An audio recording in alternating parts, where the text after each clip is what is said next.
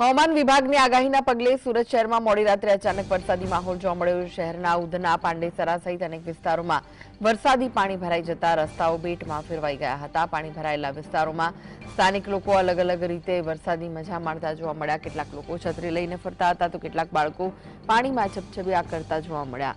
દરમિયાન અનેક લોકો એક અનોખો વિડીયો પણ સામે આવ્યો, મીડિયા પર વાયરલ થયો છે, જેમાં એક યુવક પાણીથી ભરાયેલા માર્ગ પર રીંગ મારફતે તરતા મજા માણતો જોવા મળ્યો હતો। તો આ વિશે વધુ માહિતી માટે જોડાઈ ગયા છે સંવાદદાતા સાહિસ। જે રીતે ધોધમાર વરસાદ વરસ્યો છે, લોકો વરસાદમાં મજા માણતા પણ જોવા મળ્યા હતા, શું વિગતો છે? બિલકુલ તે ચોક્કસપણે હવામાન વિભાગ દ્વારા વરસાદની આગાહી આપવામાં આવી છે અને તેને લઈને સુરત શહેરની અંદર ધોધમાર વરસાદ વરસી રહ્યો હતો।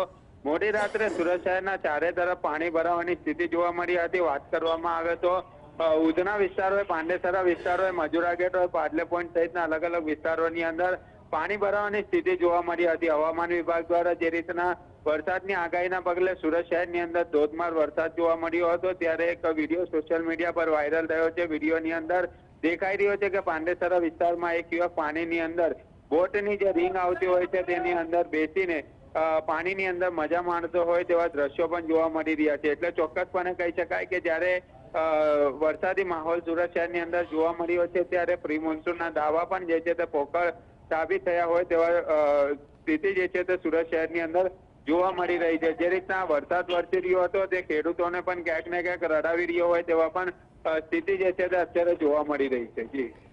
જી જી, આભાર માહિતી આપવા માટે સાહિસ।